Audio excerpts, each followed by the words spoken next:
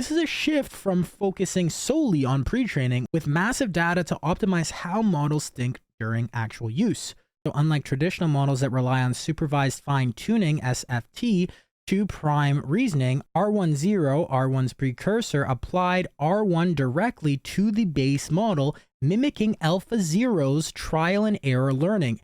This allowed the model to develop reasoning behaviors like self-verification and reflection autonomously. Minimal supervised data, so R1 later combined RL, reinforcement learning, with a small cold start data set of long chain of thought examples to improve readability and stability, avoiding the need for massive labeled data sets.